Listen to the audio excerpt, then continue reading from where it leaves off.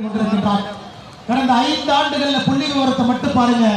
கடந்த 5 ஆண்டுகள்ல தமிழகத்தில் நடந்த படுகொலை மட்டுமே 8008 படுகொலைகள் தமிழகத்தில் 5 ஆண்டு காலத்தில் நடந்திருக்கிறது.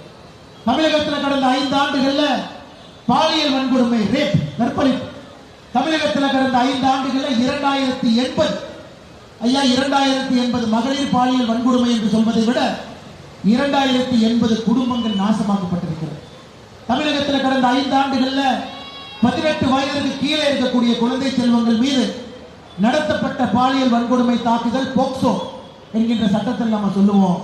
ஒரே நிமிஷம் உங்களுடைய மனதை கல்லாக்கிக் கொள்ளுங்கள். தமிழகத்தில் கடந்த 5 ஆண்டுகள்ல 39,999 வழக்குகள் தமிழகத்தில் நடந்திருக்கிறது. எந்த ஒரு 5 ஆண்டுகால ஆட்சியிலும் கூட இவ்வளவு மோசமான ஒரு ஆட்சியை தமிழகம் பார்த்தது கிடையாது.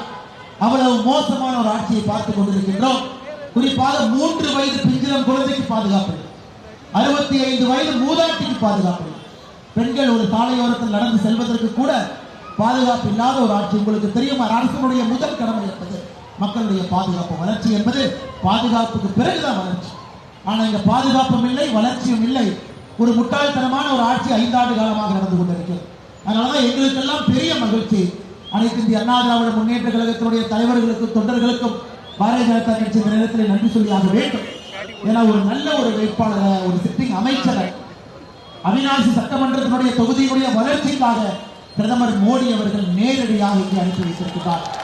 நேற்று காலை டெல்லியில நம்முடைய தேசிய தலைவர் நிதின் நவீன் அவர்களை சந்தித்த பொழுது அவர் கேட்ட முதல் கேள்வி, அவிநாசி சட்டமன்ற தொகுதியில் முருகன் அவர்கள் எப்படி இருக்கின்றார், எவ்வளவு வாக்கு வித்தியாசத்தில் வெற்றி பெறுவார் என்பதுதான் நேற்று நம்முடைய தேசிய தலைவர் கேட்ட ஒரு முதல் கேள்வி. நிச்சயமாக நீங்கள் அவரை ஒரு சரித்திர வாக்கு வித்தியாசத்தில் வெற்றி பெற செய்வீர்கள் என்கின்ற முழு நம்பிக்கை நமக்கு இருக்கிறது. அருமை சொன்னாங்க. அவிநாசி சட்டமன்ற தொகுதியில் தாய்மார்கள், நிறைய தாய்மார்கள் 100 நாள் வேலைவாய்ப்பு திட்டத்துக்கு நீங்க போறீங்க. நிறைய தாய்மார்கள் இங்க இருக்கிறீங்க. அண்ணன் சொல்லிட்டாங்க, இந்த முறை தமிழகத்தில் அதிகபட்சமாக 1 லட்சம் வாக்குகளை தாண்டிதான் அவிநாசியில் அண்ணன் முருகன் அவர்களுடைய வெற்றி இருக்கும். உங்களுடைய அன்பு இருக்க வேண்டும் என்று எல்லாமல் இறைவனை வேண்டிக் கொள்கின்றோம். அருமை சொல்லங்களே, நிறைய தாய்மார்கள் இருந்து கொண்டிருக்கிறார். 100 நாள் வேலைவாய்ப்பு திட்டத்திலே பயன்பெறக்கூடிய தாய்மார்கள் இருந்து கொண்டிருக்கிறார்.